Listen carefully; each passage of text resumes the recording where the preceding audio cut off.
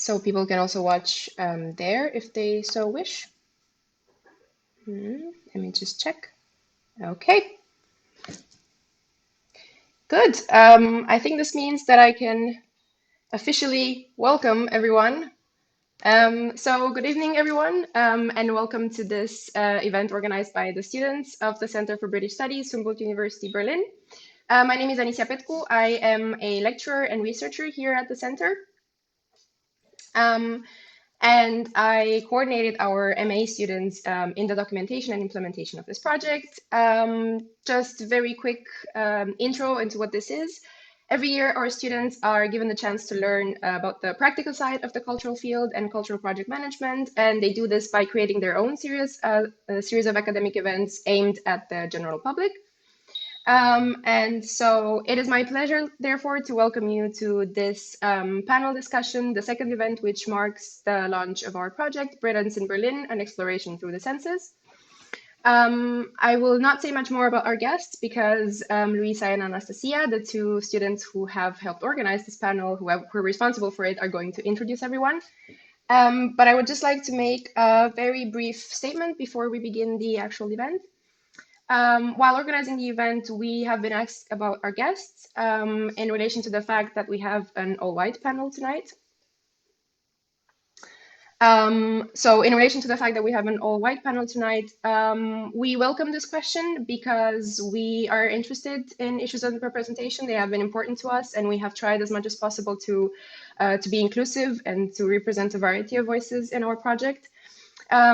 We have tried repeatedly to bring together a more diverse panel tonight, but we have been unable to find a British drag performer who is also a BIPOC.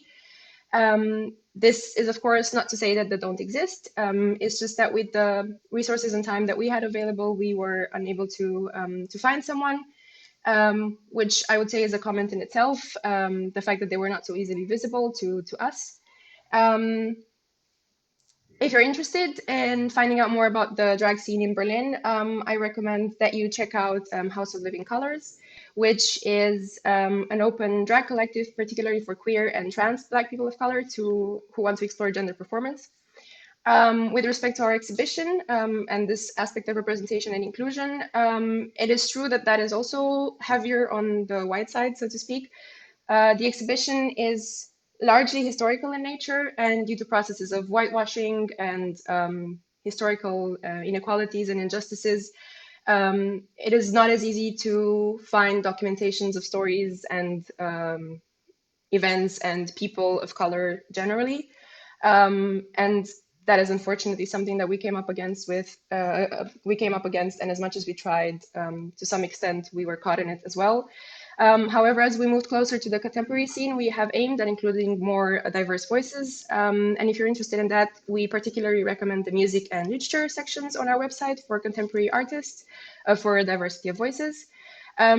We're of course aware that there's always more to be done and that this is work in progress and we can always do better. So we're open to comments and suggestions and open criticism, creative criticism, constructive criticism. We welcome all of that, maybe even in this panel. That was it for me. I will now leave it to our students, Luisa and Anastasiia. And I hope you enjoy our event, and I hope we have a bit of fun together even. Thank you, Anisia.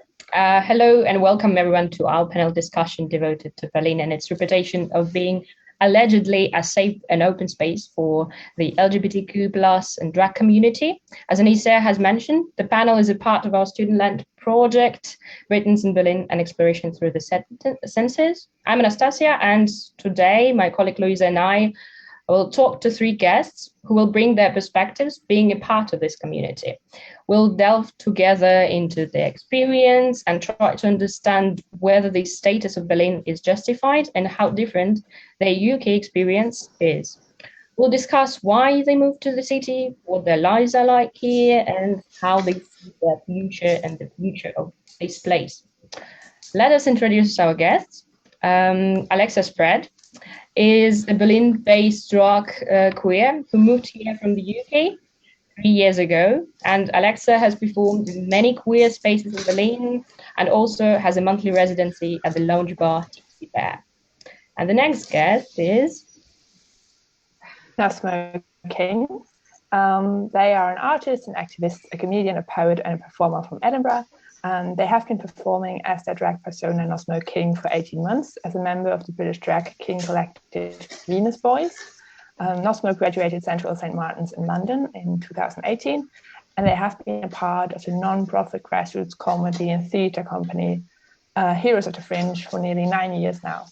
And then our final guest is Pustra, an acclaimed stage actor, queer Kunstfigur and singer who performed in European cabaret and variety for about 10 years and has a background in musical theatre and fine art.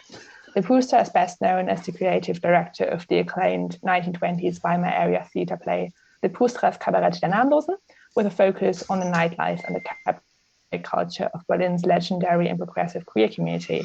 And in 2020, Pustra made his TV acting debut in the third season of the German TV series Babylon Berlin. So welcome again, and thank you all for participating in our panel. We would like to begin with a short discussion on the definition of drag, because doing our research, we noticed that there does not seem to be a clear definition of the term and what it means. And so, for example, the Canadian drag artist Ellen Moore said that drag is now an art form for anybody. Whether you identify as female, male, or non-binary gender, you can be an entertainer in any facet that you want to do, as long as you do it to the best of your ability. So I would argue that's quite an open definition of drag. But for example, if you look at the Free Dictionary, it defines a drag queen as a man, especially a performer who dresses as a woman. Or we also found the definition that said the sheer volume and range of styles that we see at drag shows is almost unfathomable, and the rift that can be created by differing opinions on what drag's true meaning is can seem as vast as the Grand Canyon. And so we would like to just therefore open our discussion by asking our guests how you would define drag. If anything that I've just read, seems strange to you, or you would disagree, which one of you would like to start? But feel free to, give us your thoughts. Okay, so I would say historically, perhaps the understanding of drag was a man in a dress, and thankfully that's since changed. And I'd go with the definition that it's for everybody. That's certainly my own. Thank you. For me, drag at this point has become interpretive, aesthetic, character performance, and not, it doesn't have such a strong tie to its original, root of the word. Drag comes from dressing up as a girl. And now that, the word is the same, but the context, the definition of it is completely different from its origin. And we have to remember that the origin came from Shakespearean times. So thank God there's been some evolution in it, right? Yeah, totally. Okay. So you would both say that it's less tied to, the original definition, but that it's much broader today then. 100%, yes. Okay, then let's talk about reasons why you moved here to Berlin and the image of Berlin you had before making up your mind. So, and the next question is, what attracted you when you came to Berlin? How did you come up with the idea to come here? I moved here quite by accident. I didn't really plan to move here. It was kind of an impulsive decision. A friend who lived here just said, come over. I think at that time I just needed a change. So I just came over with no real plans, and Berlin is quite a good city for people to come and reinvent themselves or disappear or just change their lifestyle. So I think within the first few months, being completely new here, I didn't speak any German, the city kind of just completely bewitched me. It wasn't love at first sight. I think when I first came here on a trip, I had a completely romanticized version of it. So I was quite taken aback when I arrived here and saw all the different architecture, and it's quite. I mean, it's fascinating, but I guess I had a kind of different idea of it. But the city definitely grew on me. Obviously, I'm still here 6 years later, but yeah, I just ended up here by chance. Really, I didn't have a. I just wanted to move, so I ended up here.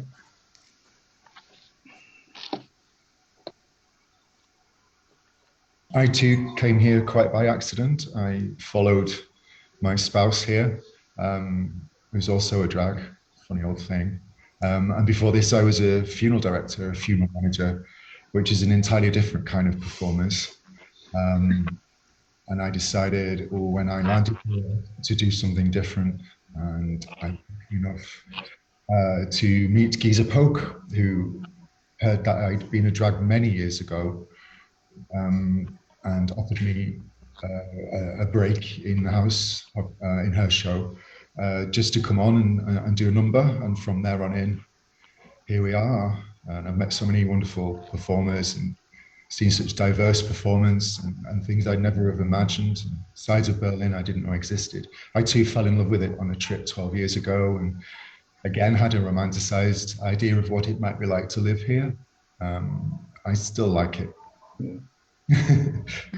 Might I ask, sorry, this is me intervening, but what does this mean, this romanticized version that you had before? What did that look like? I think when you're a tourist,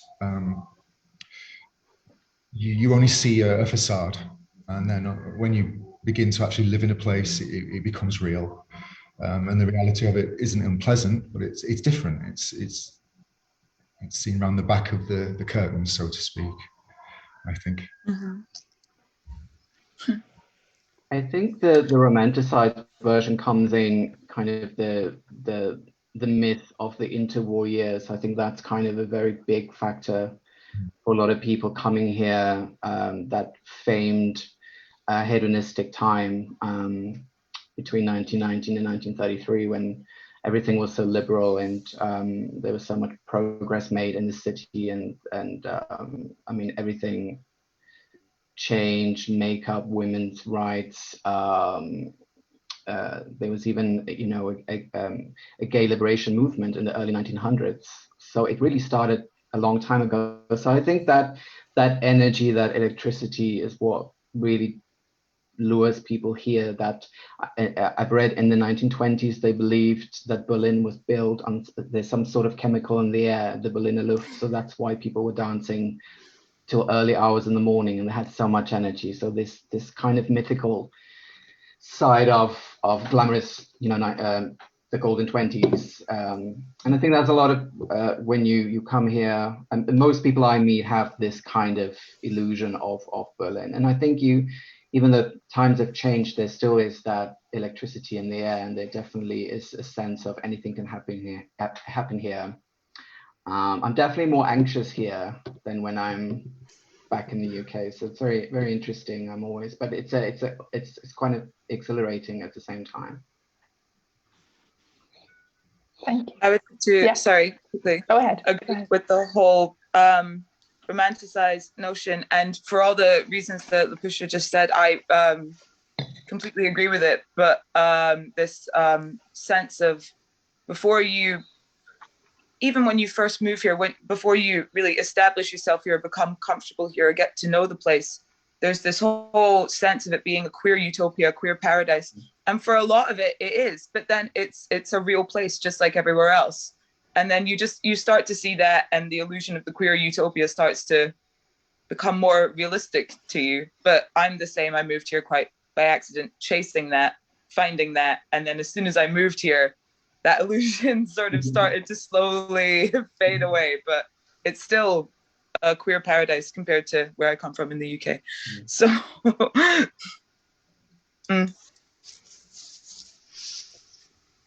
Thank you. That was very interesting to hear that you all sort of stumbled into life in Berlin, and that you all had these certain expectations of Berlin that then had to be adapted.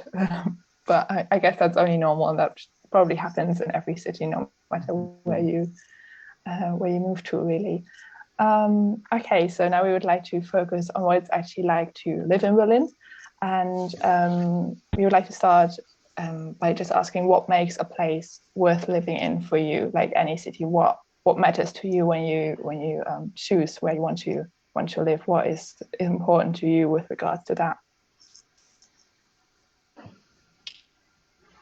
Freedom and diversity, I would have to say, are my two main things. I like that for the most part here, I'm not sort of, there's not a lot of gawking or questioning, or, especially when I'm just out as myself, not in drag, but as obviously a queer person, a gender fluid person, I receive a significantly smaller amount of hassle than I did even in some quiet areas in Scotland.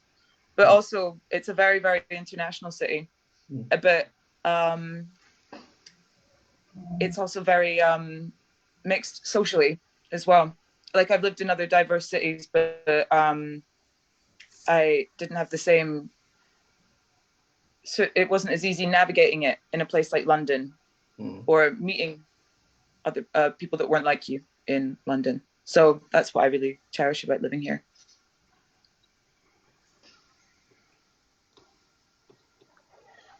Okay.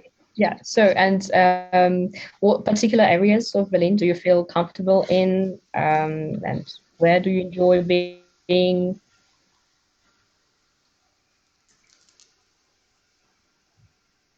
I'm lucky enough at the moment to live in Kreuzberg and in the Köln area. And I don't know if you can hear, but there's currently a protest running outside the window, which is marvelous. I can't stand up and see what it is, but it's even during COVID times and under the lockdown, it was lively and a little noisy, and there's a buzz. There's always something happening. The police are very keen on passing in 12 riot vans for whatever reason, and the kickback to that, and rightly so. Yeah, I feel part of a community. I'm, as stated, we're all so diverse, and it's a privilege to be around in this city. But whether it's safer or not than Manchester, I hear stories. I was reading something on Facebook only last week about an attack. There's been several attacks in the city over the time I've lived here. I don't know if it's any safer than anywhere. By district, you can be targeted. Sadly. Yeah.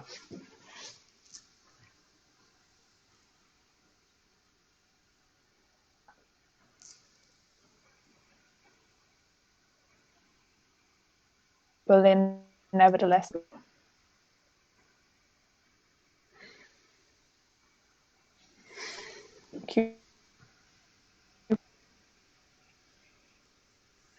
I don't particularly think it's any safer than anywhere else. I mean, I've only lived in two cities, so I that's all I can compare it with. But there's definitely a feeling of freedom, that you can express yourself any way you choose to. I really like that. I like how you randomly meet people in Berlin and everyone is kind of in the same boat. You can sort of survive here with very little money. And have quite a nice, relaxed lifestyle. Other people come to Berlin for that.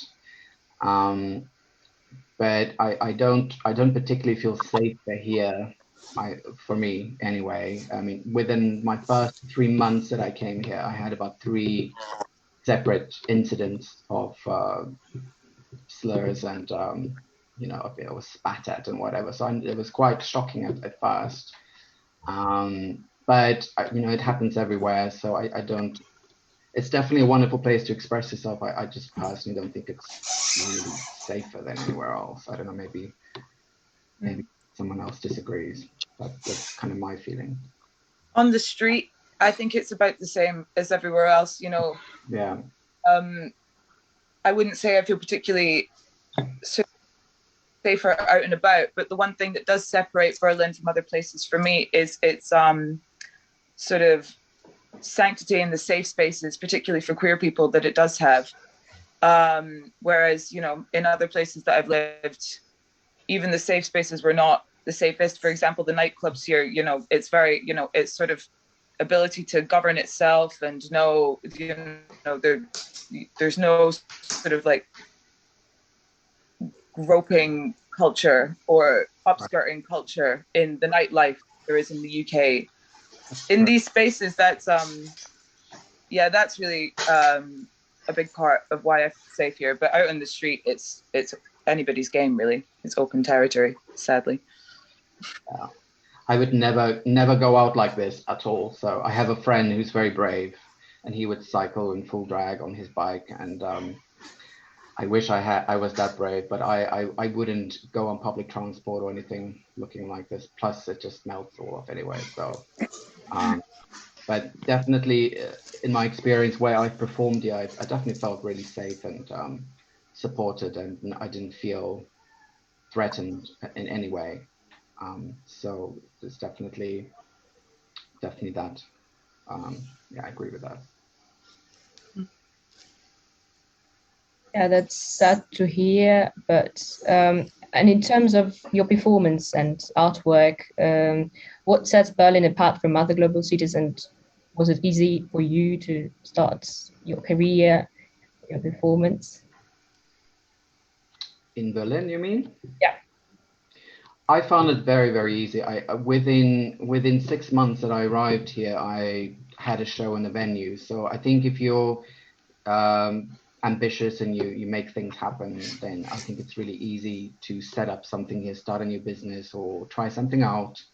It's really a wonderful city for that, and I feel it's very welcoming, and people are really open and enthusiastic to new ideas here. So for me, it was really, really quick and very easy. I couldn't imagine that I could have done it in London with that much ease, and there wasn't really, you know, it was very easy to negotiate or just.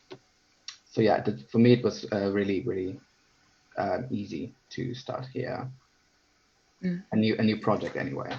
Why not in London? What would have made it more difficult there? I don't know.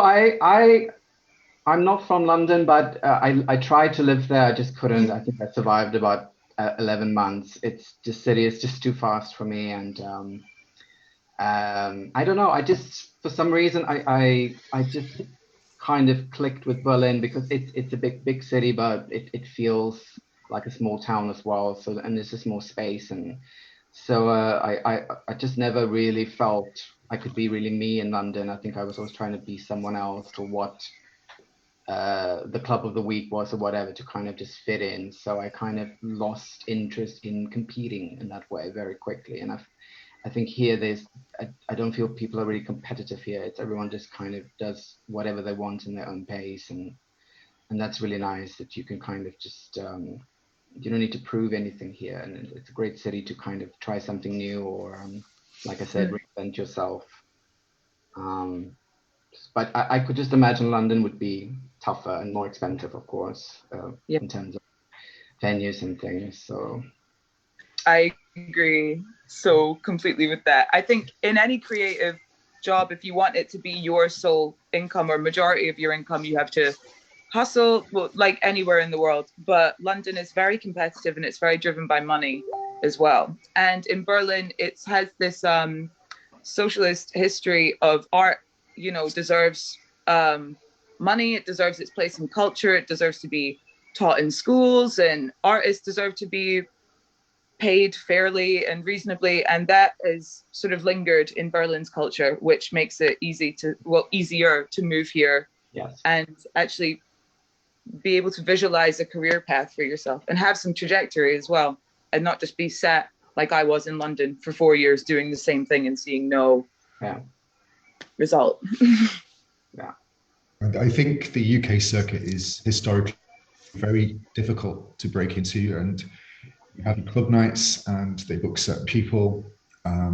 Whereas here in Berlin, as you say, you're welcomed, you're lifted up, even people interested in what you're doing. You might get notes from time to time, which is also really helpful.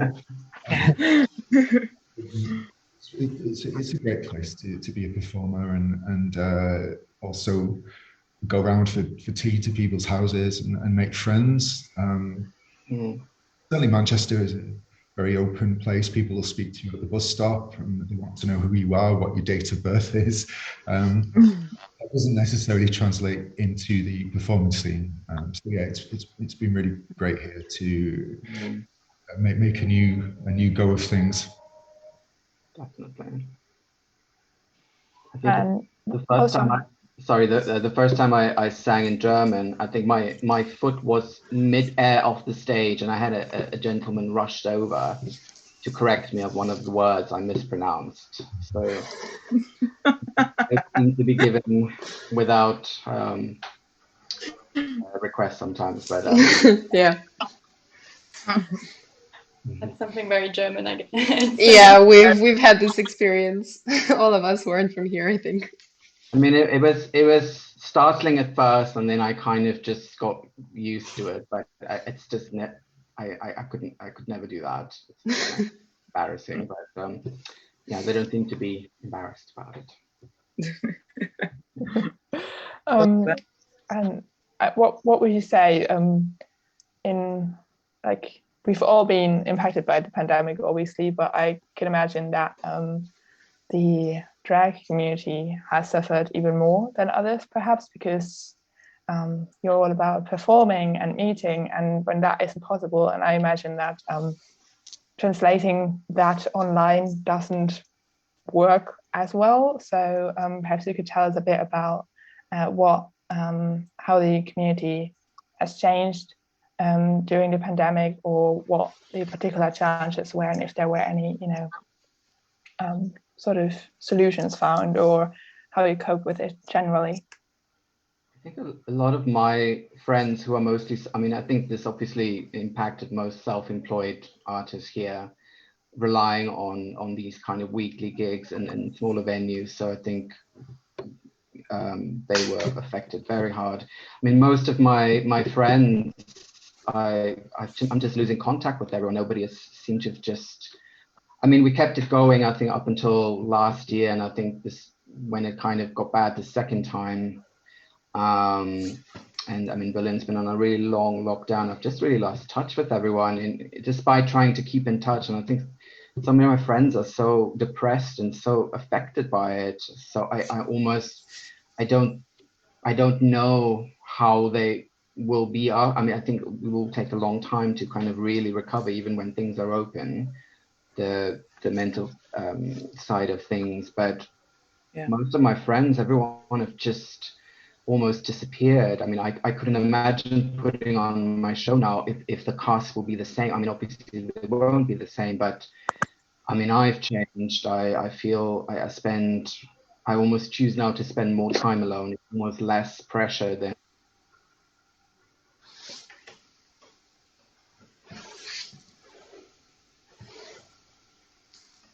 And now I'm sort of used to it. But obviously, I have a part-time job, so I was very lucky with Kurzarbeit. But a lot of my friends had no income. So, and I think there's also this period of guilt of not creating anything, and then there was this kind of boom in online, performances, and should you do it, should you not do it, and not having any inspiration. I mean, my inspiration sort of came back. I feel motivated again about January. I mean, I had stuff coming up to do, so that really helped.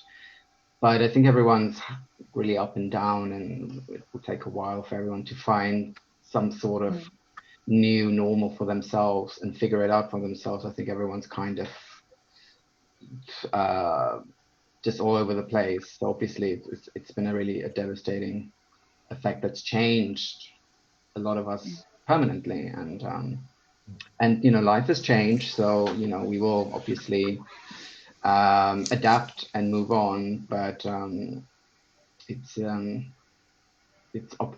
don't think we really realize the devastating effect. Maybe in some months or next year even, I don't know. It's still kind of slowly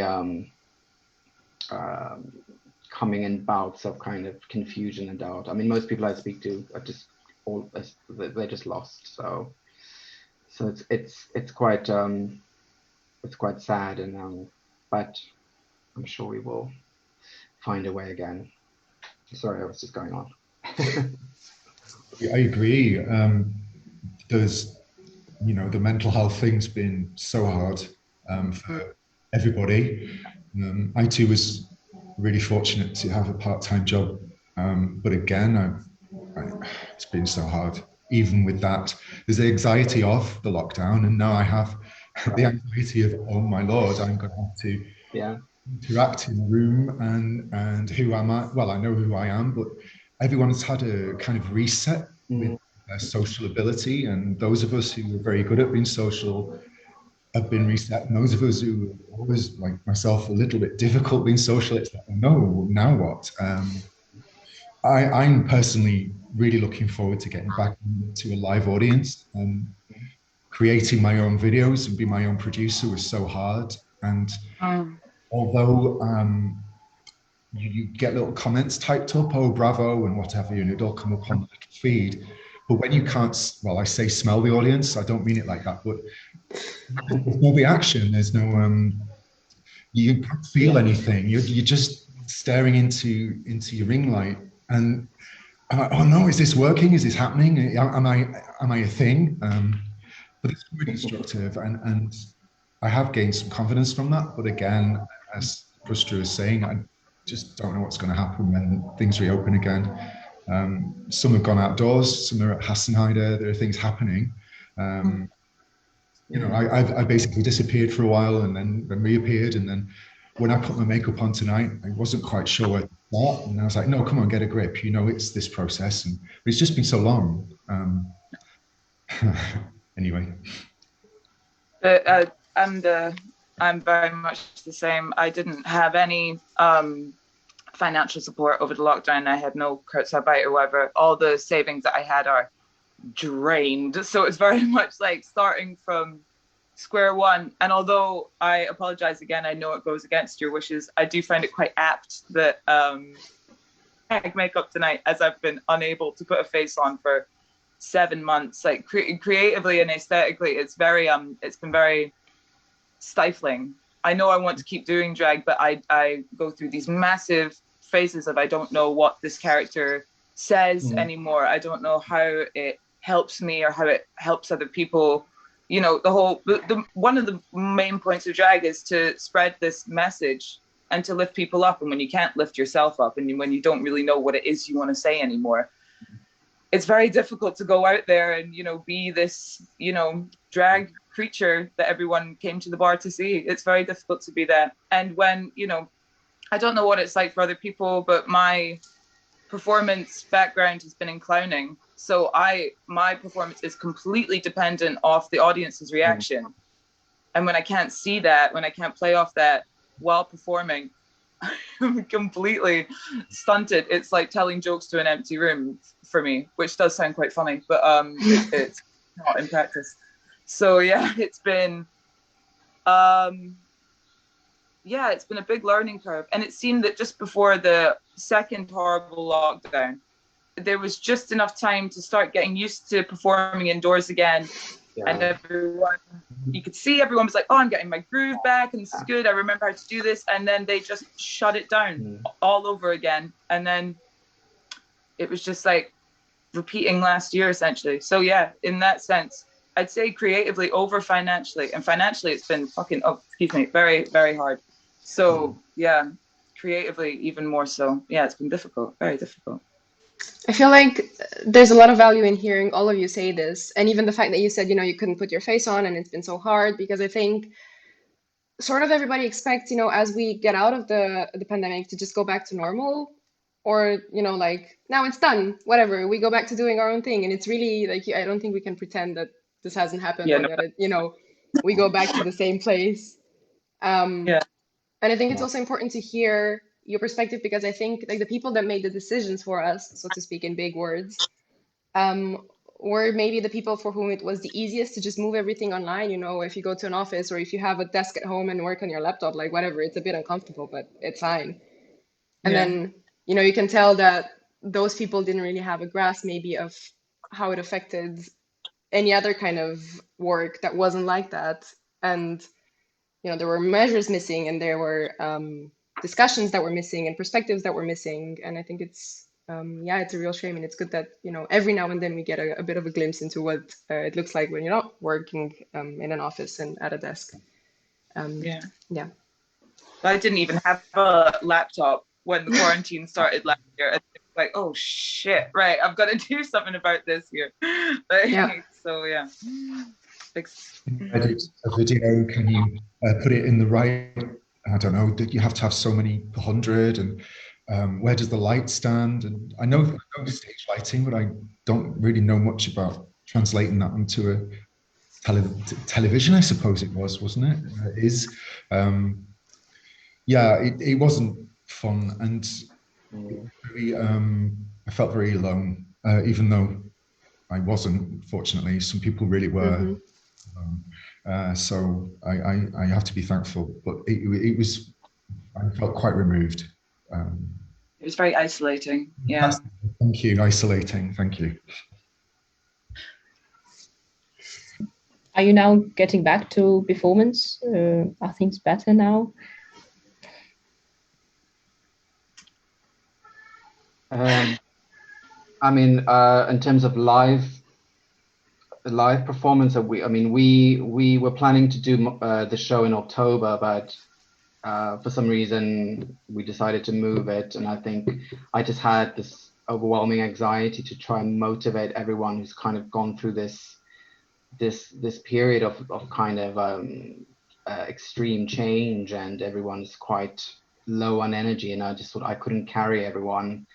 So I personally am not in a hurry to be back on stage. I just don't feel ready yet. I don't know how I feel about it. Whether I just want to move on with direction or kind of more academic stuff, really. But I've had some friends who went on stage in the last week, and somebody had a panic attack, and I think it's just all these overwhelming emotions I could imagine. But for me, I'm not ready yet. I think, I mean, this is the first time I put on any makeup on by myself for a year, and it was really a strange. I mean, it was familiar, but I just felt really weird about it. You look wonderful. What can I say? And we really appreciate it, or me personally, especially after having heard all of this. I think like Bridget Jones arriving to the party, the only one in costume, but I mean, I thought I might look too boring without it. So, but I don't know yet. If I'm ready or when I'll be ready. Yeah, it's but I think nightclubs are opening mid-July if they have an outside space for dancing, as far as I know. But in terms of performances, I mean, there's little things popping up here and there, but I don't know. I'm just not motivated to. I still feel quite a big sense of loss. I think I haven't really dealt with it. It's just weighing on you, and you have all these questions, and especially for artists, I think it's so quickly to dispose of us. It's kind of we're the first and the last kind of thing on anyone's kind of minds, and I think we're the ones that really probably will have suffered the most, not just financially, but also, of course, mentally, and just questioning: are you doing the right thing? Should I change career paths? I mean, it's always an uncertain profession anyway, especially if you're self-employed and relying on work through these smaller venues, and it's not for everyone. It's really tough. I've had times where I couldn't do it anymore, and then somehow you just do it again. I guess once it's in your blood, it's in your blood. But I think things are slowly reopening here. I might be wrong. I'm not sure. I see things pop up already.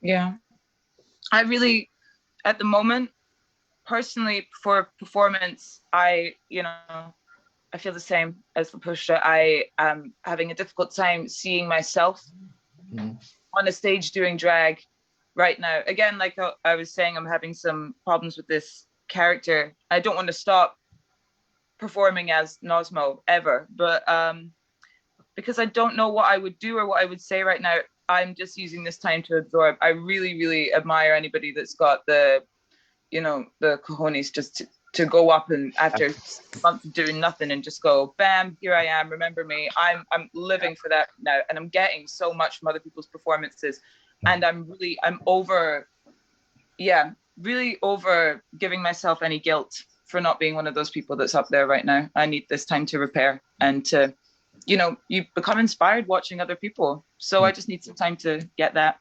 You just need your own time. I mean, when it's time, it will come back. And I think once it's part of you, it just comes back. But I think definitely making yourself feel bad for not seem like you're productive or doing anything. I understand that so much. I have it as well, but I kind of have learned just to let go now, and I really enjoy just quiet time and not having to be anything for anyone else, but just kind of sifting through my thoughts, because they're so confusing and they just kind of don't make sense most of the time. So so the best thing is time. It's very, this has been another massive challenge in the quarantine when you're a performer, and you know, a lot of your self-worth is based on what you can present on a stage, right? And then you're not presenting anything, it's like, you know, it's tough. It's definitely very tough. I don't think that ever goes away, really. I think it's just part of the journey, and those kind of feelings of fear and you know, the fear of the unknown, or where's my next job coming from, whatever. I think all you can do is kind of just learn how to kind of deal with it, and but it doesn't really go away. So I do much less than I used to. I really take so much time just being at home or whatever, and I feel the older I'm getting, the more space I need, and that's fine. You know, I don't feel.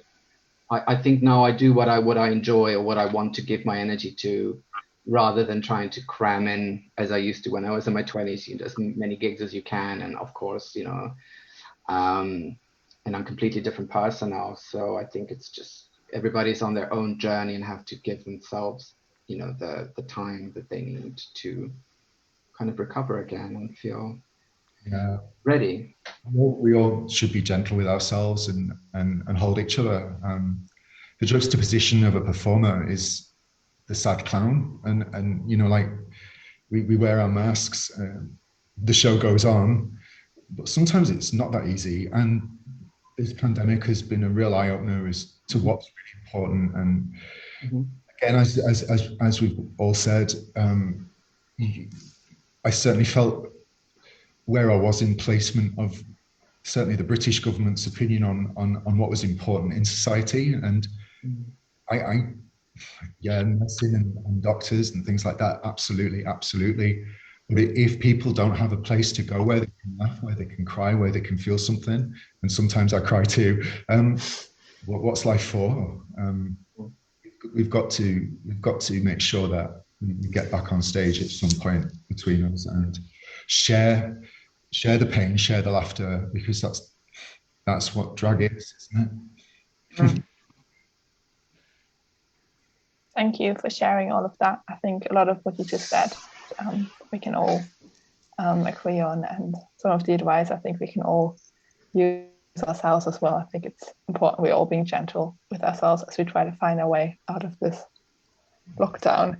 In terms of what kind of changes you would like to see happen within the queer and drag community in Berlin, what do you think still needs improving, or what changes are you hoping for, or think still need to happen in order to make Berlin an even better place for the drag community? I think it needs to come from a bit of a change in the queer scene, primarily for me. Traditionally, as with a lot of other places, you know, the queer scene is sort of dominated by the white cis gay male figure, you know, particularly in places like you know, I'm talking really old and important institutions, you know, but places like Schwutz, and then this sort of filters through into the club scene, I think it is a bit wrong that there are still club nights that are just for cis gay men, obviously, because I think that sort of allows it to happen in loads of other queer spaces. I'm a bit like, if I see another just like cis gay guy singing queer transvestite, you know, in karaoke when they don't even do drag, I'm gonna scream. It's this sort of thing. It's like that's the base level ownership in quite a lot of the queer scenes, and I would like to see that change, definitely. And that goes on to affect drag. You know, this is where all of our shows happen. So that's my main criticism of the queer spaces in Berlin at the minute. What I would like to see change. Yeah, I mean, I live in Schöneberg, so I'm kind of right here with all the leather bars and everything, which I've never visited in the 6 years I've lived here. And during all the festivals, when I used to have Grindr, my phone would go off like a Christmas light from people from the UK asking, very excited to be here and asking where they can buy drugs or where's the best. And of course, I'm the last person to answer those questions. But I do agree. It will be nice to have more options in terms of, you know, if you want to go dancing. So it's more. I find that the gay scene here very aggressive and kind of really, it's so, I just don't feel comfortable, so I kind of just don't go to any of these venues. It's very, yeah, obviously the focus is on sex, but it's just very yeah, aggressive, I guess is the word. And so I kind of dream of a space where I can go dancing and you know, hear different music, or kind of where there is no kind of, you know, you have to look like this or you have to wear that or whatever. Just kind of, I don't know, just feel a bit more free and more relaxed, where kind of anyone can go and just really be themselves rather than adhere to this strict kind of, you know, dress code kind of scene, or it's I don't know, it's I think we're lacking in that, like just a big regular party or event or space with performances or whatever, where it's just more queer friendly and not just kind of this cis gay white scene, Yeah. which I don't fit in there. I kind of just don't fit in anywhere, so I kind of just don't go out. So But because I've become a cat without cats. So because Berlin has always sort of been very accepting of that scene. It's seen as very queer friendly, and it is, but it's not to that. It's because of it's essentially it's cis gay friendly. I've been in quite a lot of these places where I have felt that I'm totally, I am totally right to be there, completely entitled to be there, and I've been exposed to quite a lot of like femme phobia as well. Yeah. And as a non-binary trans mass person, that's really, really hurtful. I'm like, but this is my space as well, and you know that's not always seen as the case. And when I'm sort of spoken to, or when people act towards me like I should be grateful to be there, that's when it becomes a real problem for me. That's what I would like to see change. Yeah, I agree. That's why I just one of the venues here that are trying their best to be this queer space among them. More of this needs to exist, and I agree with it that this should be the case. So you would say it's a particular kind of queerness that sort of is the most accepted, and then anything that sort of differs from that is more difficult to integrate or to accept or to create a safe space for, right? Mm-hmm. Yeah, or it's harder to get people to just accept it without any sort of complaint, even like, you know, just like an eye roll from some of the people that work in and, you know, keep up these spaces. It's quite, you know, I've corrected somebody on my they them pronouns before in one of these spaces, and I got like a okay, and it's like, you know, I would like to see that go. It's that sort of thing. It's just like blanket acceptance rather than like, oh, that's a bit like new for me, you know, that sort of thing. I feel that in this respect, we could argue that the other people are actually those that are wearing the mask, societal mask to an extent. Yeah, I mean, the thing with gay whites' culture is this idea that we wear the uniforms of our oppressors. So you've got like, anyway, I'm not going to go into it, but like trainers and they're called trolls here, scallies in Manchester, guys dressing in that uniform, and then they feel that they can accept themselves. I don't know, there's some kind of psychology behind it where I think a lot of gay men uses these kind of uber masculine figures to kind of emulate that, to kind of prove their masculinity or kind of feel. So they always seem to be more masculine, bigger than, you know, heterosexual men. So I think there's this kind of feeling that it's almost this character that they put on, but it becomes such a big part of their identity, or that they can't seem to see past it or whatever. And if you kind of don't fit that, you know, this thing, you kind of just, you know, just discard it really quickly. So it's really hard to kind of break through with that sometimes. I don't know. And do you feel, for example, that the white, not white dynamic also plays into this? I would assume yes. But yeah, I would wonder what you would have to say about this. I mean, maybe from experiences of people you know, or things that have happened. I mean, I'm quite a nervous person anyway, and quite introverted. So I don't even know why I'm on stage most of the time, because I tend to, after the shows finish, I would hide in the technical room until most people have left, because I just can't seem to face people afterwards. So I don't know. So I kind of just I don't interact that much anyway, but I don't feel comfortable, or if I was to I don't know, I don't relate to it. I kind of feel when there's all these kind of labels and boxes and you kind of just have to fit in somewhere, and I kind of just don't fit in anything, so that sometimes can be quite upsetting, because you just kind of don't know. So yeah, I'm quite a homebody anyway. So and the makeup is, you know, people have a completely different idea of you. So it's I do my thing and I go off stage and I go home. So it's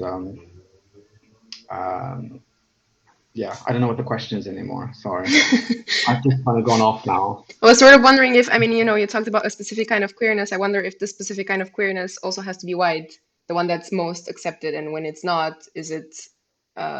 There's a bar in Manchester, and it's an all male space, and there was a person of color came to a particular event, and I saw that this person was very uncomfortable, and so was I. And I was like, hi. He's like, you're the first person to come over and speak to me. I feel so uninvited here.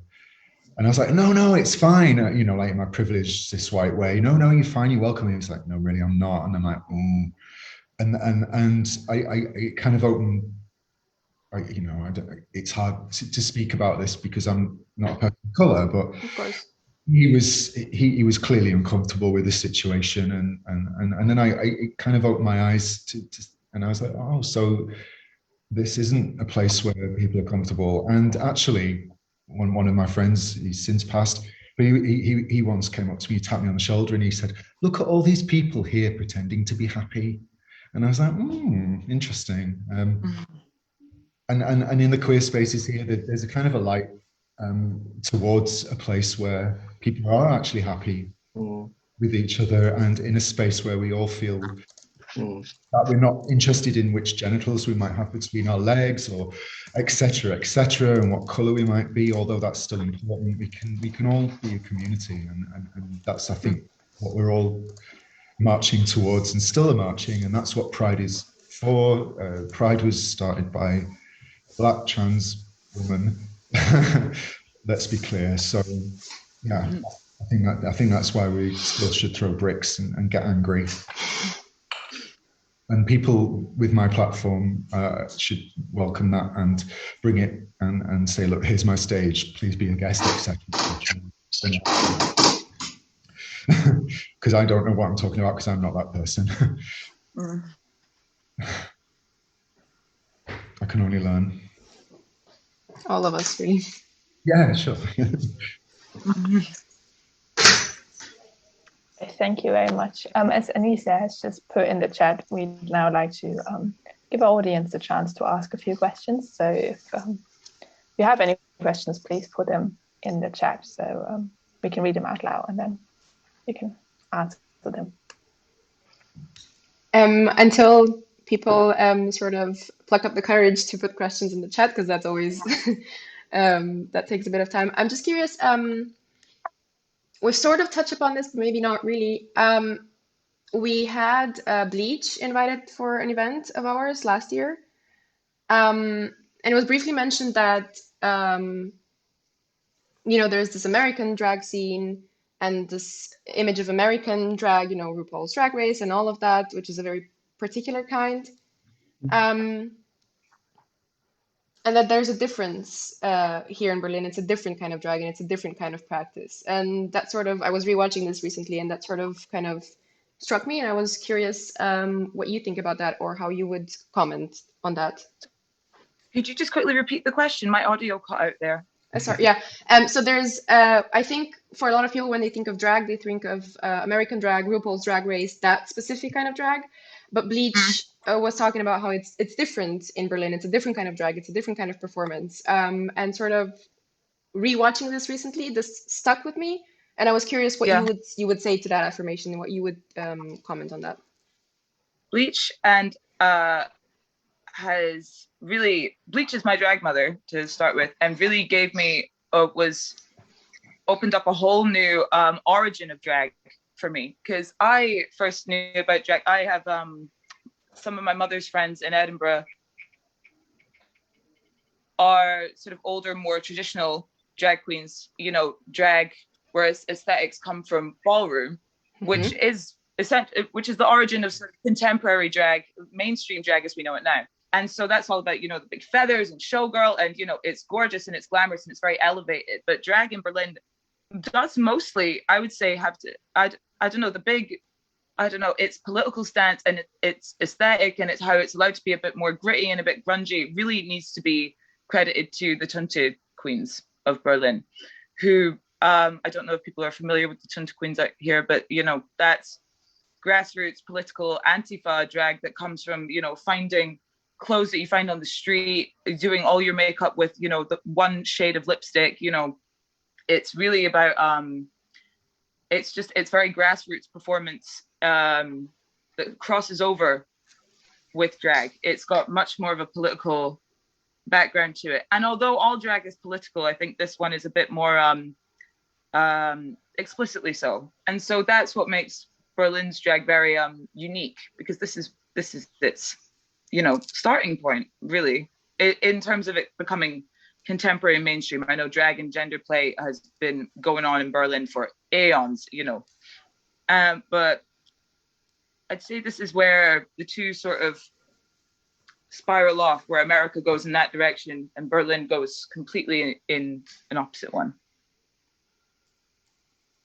Yeah, like one of the performances I saw here, the drag queen wasn't wearing tights, they had body hair, they had a beard. It was fabulous. And I was like, oh my God, I got naked quite soon after that, live on stage. It was so liberating, and it was not much to see, by the way, but just to be through performance, to not worry about being polished. And I think a lot of RuPaul's drag is very kind of runway, which is great. Yeah. Very prom queen kind of. Whereas in Berlin, in Berlin, it's just like here I am, and I'm going to be loud, and I'm going to tell you what's going on in the world. And I'm still standing, listening, not talking. Today's unusual because I'm talking a lot. You know, trying to imbibe this kind of, so what's really going on? What's to be said? How can I cry with you? How can we all hold your hands as an audience? And I actually prefer being in the audience to performing, because it gives me that, or I can at least put my energy into something that is a room reciprocal. And certainly I feel, not to take anything away from the Rue girls, because they're fabulous and they're on right, and every drag is valid, etc. But one particular performance, and it was basically a ritual, and we were all involved, and it was a magic. And I came away healed, and I hope that I gave the same that I was given. And I don't think I would have experienced that if I hadn't have come to Berlin. I don't think I've seen that anywhere else so far, really. And that's really precious to me, whatever happens next. Okay, I think I will take some questions from the audience now. We have quite a few actually, so we'll try to go through them. First one is, what advice would you give to a person who wants to move to Berlin and start doing drag?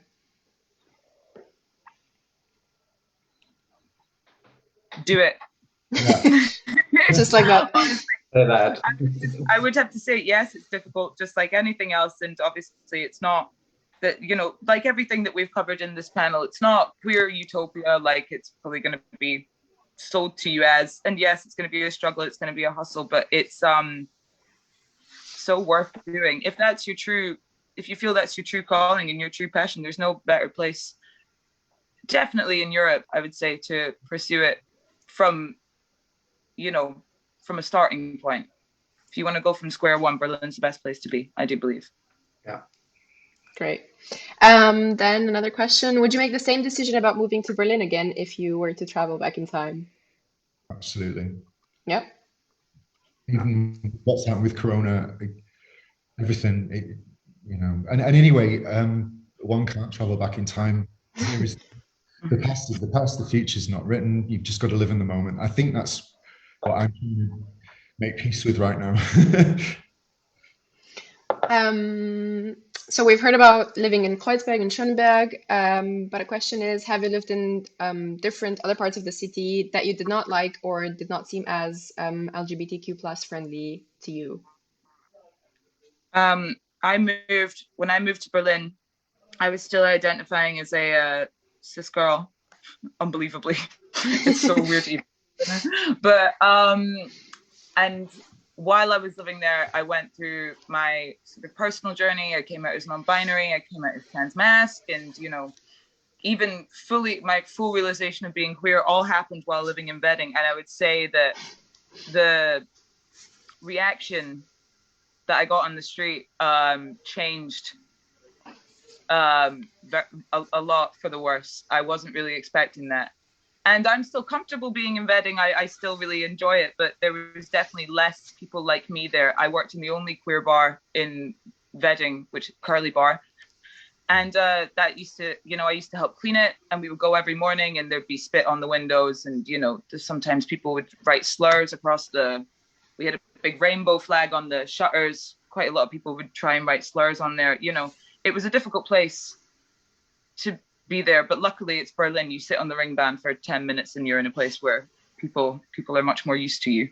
But yeah, that was definitely a challenge. Thank you. Do you think Berlin is more culturally open than London? Yes. Okay, that's simple and straightforward then. For so many reasons. I just wonder where to start. But culturally accessible, I would actually say. Mm-hmm. Yeah.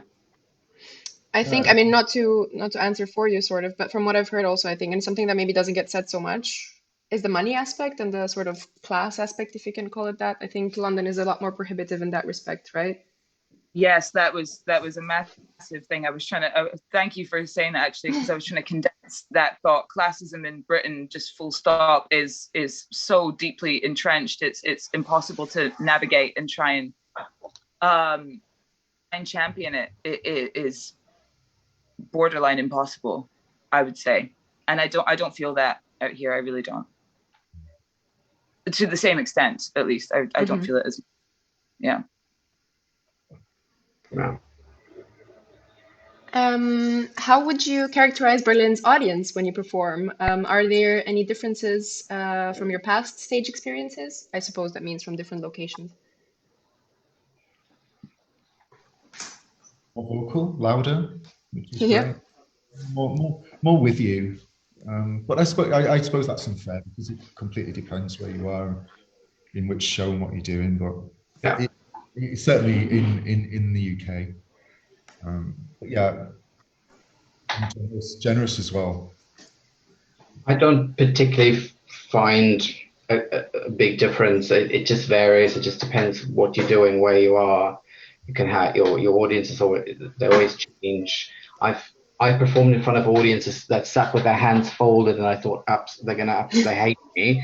And afterwards, they came up to me and was so nice and had so many kind words. So it's just, you just never know. I think for me, I don't really particularly see I mean, it's quite international, as we've mentioned. So it's but usually positive. So.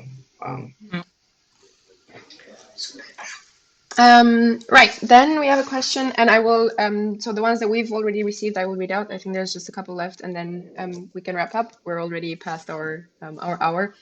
Britons abroad generally are renowned for keeping themselves to themselves and being not particularly outgoing. Do you agree with this? Catherine says, I think Pustra touched on this a little earlier, but maybe we can hear more on the topic. No one's ever been to Benidorm. Yeah, I was literally about to say the same thing. I visited one day. Yeah. If we are known for being, I don't know, a bit reclusive and a bit introverted when we're living abroad, I think it's mostly because we're embarrassed of other British tourists. I think, sort of, just from my perspective, there's a weird double message that you get of Britons being a bit sort of, yes, reclusive maybe, but also very wild when they party, for example, and being very loud and the worst, really, really. There's nothing I hate more than seeing a group of really, really drunk, like, football lads on the U-Bahn from Britain. That really, I want to run and hide.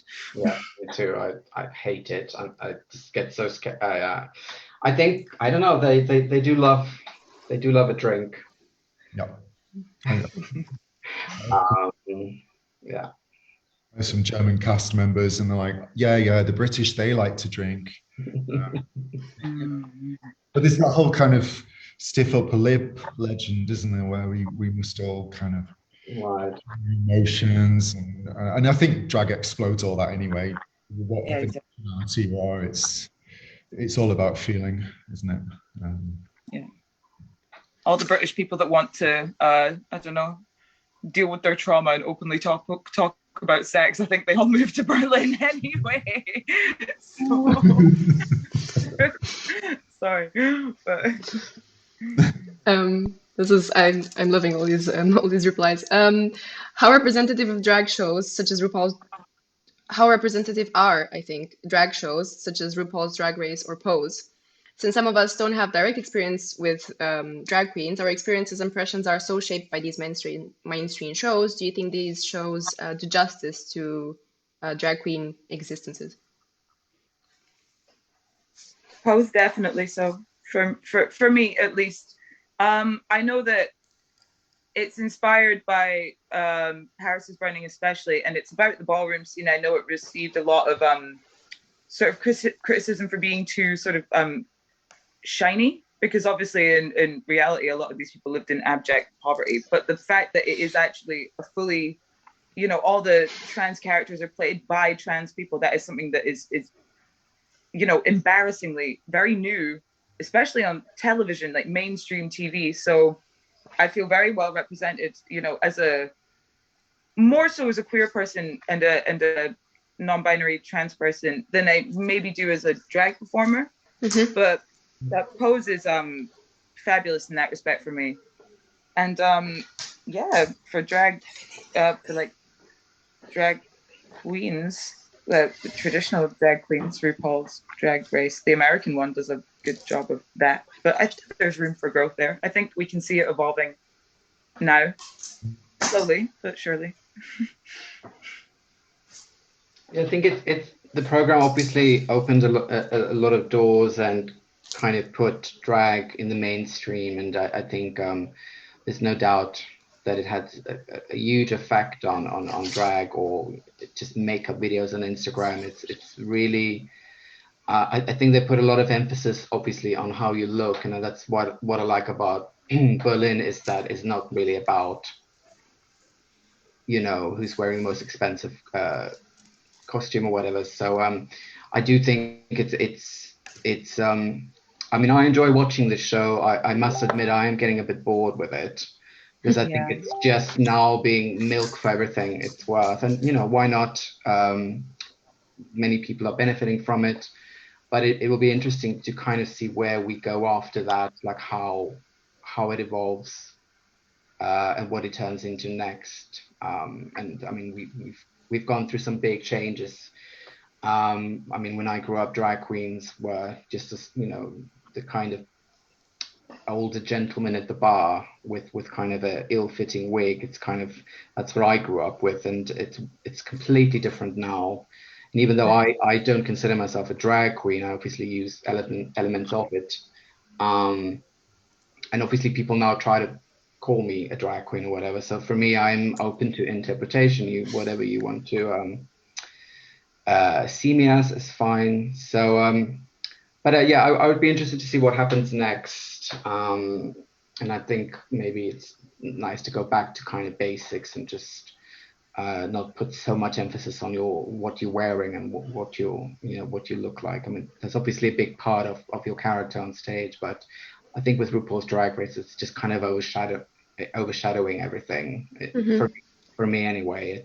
It's almost like, how can you keep up? How can you outdo the last thing you've done? And I wouldn't want to put that much pressure on myself to be constantly thinking I need to outdo myself because I'm being judged on what I'm wearing. And, you know, if one thing's out of place, you get very harshly criticized for that. And I couldn't deal with that pressure. So that's why just here, every kind of performance genre here, it's just more relaxed and kind of, I don't feel pressured here at all. I'd like to recommend a program that's been on recently in the UK called It's a Sin. Yeah, I watched that, yeah. And I think Pose gave that the permission to exist. And it talks about the AIDS crisis in the 80s, as does Pose. Very difficult times. And we're children of that between us, I suppose. The culture and the way things are becoming slowly, as you say, Nosmo, is slowly becoming a world where, at least in Europe, mostly, where things are more accepted and we can be.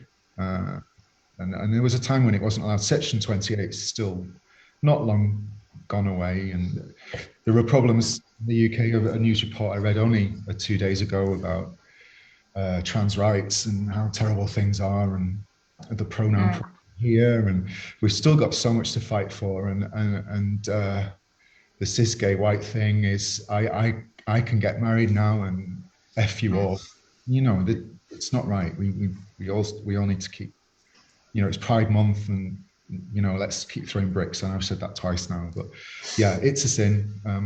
Drag Race is great, and yeah, whatever, Mama Ru and stuff. But I think it's an evolution from that. And I think RuPaul a lot from the ballroom scene and has made Pose happen in some ways. But now let's keep walking. And I want to walk as well and walk forward. You know, I'm interested in that. Maybe sort of connected, a question. How do you feel about pinkwashing and the commodification of queer culture? Yeah, slap a rainbow flag on it. And I think we're seeing a lot of that, especially, yeah, now in June? I find it's just, this is the biggest reminder for me that we're, this is a conversation I have a lot with people that live in Berlin, is that, you know, living in Berlin, you forget that you're in Germany. I guess it's like sometimes in certain spaces and in certain places in London, you forget that you're in the UK. It's stuff like that. It's stuff where sort of the first world capitalist society starts to seep through the cracks. And, you know, I was cycling the other day and saw this massive banner that said, acceptance wins, Pride Month, sponsored by MasterCard.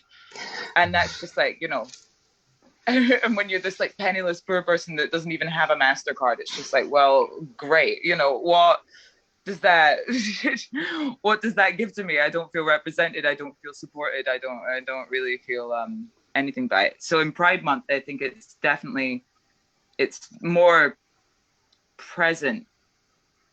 It's more present. And I think it becomes a bit more difficult to talk about so clearly, because you see it every single day and it gets you more and more like, and fizzed up. And then by the end of, I'm amazed that anybody can make a succinct and clear speech at the Pride marches about this sort of thing. Because I would just be like, it's just also, you know, like, you know, it's a very difficult one to wrap your head around in Pride Month, because it is everywhere. It's everywhere. I don't know. Sorry. I answered a question about not being able to answer a question. Excuse me. That's all right. That said quite a lot, actually. No, I think we got it.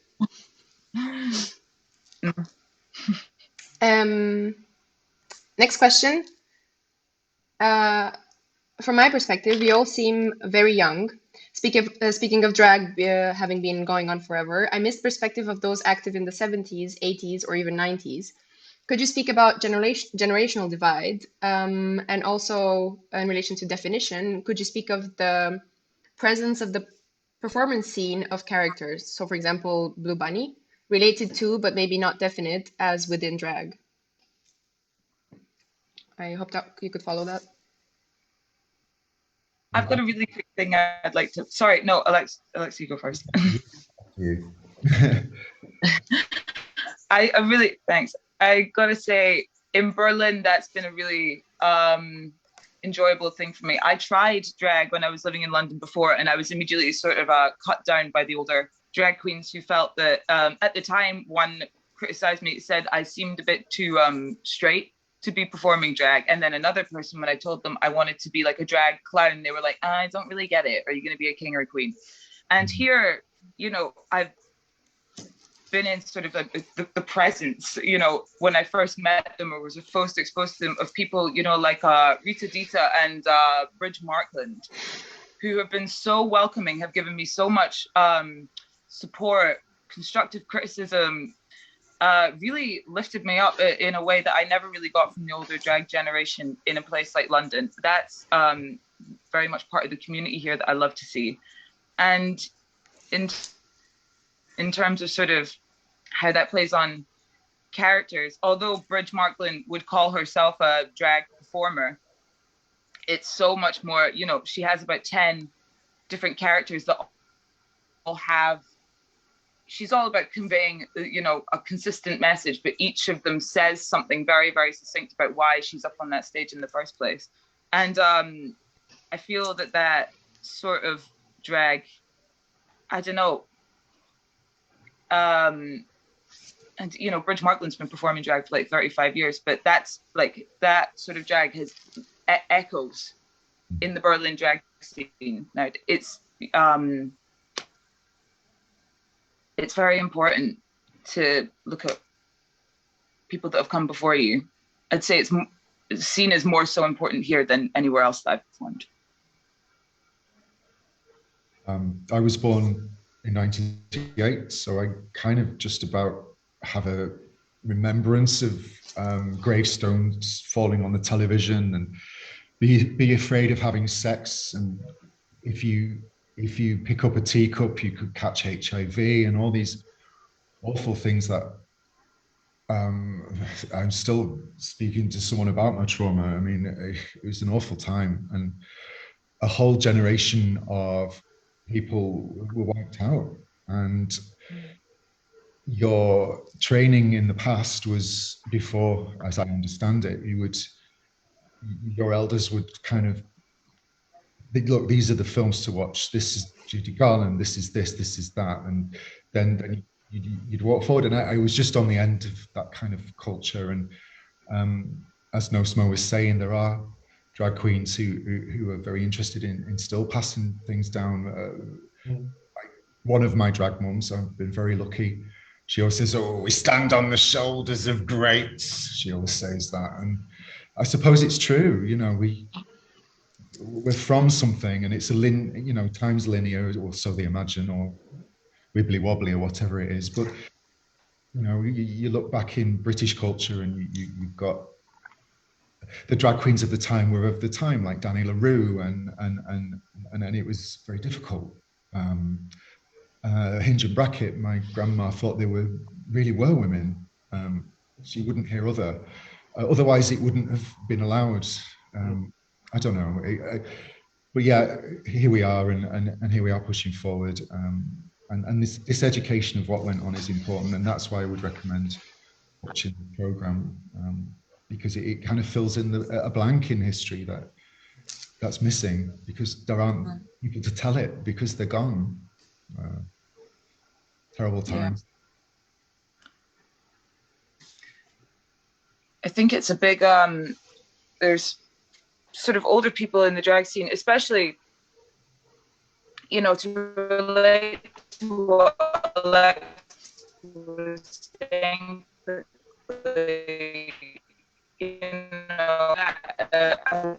I grew up always knew what it was, because so many of my parents' friends were affected by it, were one of the many people that died in it. So I've always been very sort of aware of what it is, and especially it's still this huge thing in the queer scene in Edinburgh. It's what made it suffer so much. And I have this thing, I had a conversation with one of my mom's friends, who's a drag queen, this older drag queen in Edinburgh, and the people are the activity in queer spaces, because especially in queer phobia in Edinburgh, it stems from the aftershock of the AIDS crisis. And it's really, it's generationally, the older drag performers will have seen stuff and know stuff that I'm fortunate to say I'll never hopefully fully understand, but I need to respect it and keep speaking about it and lifting it up. So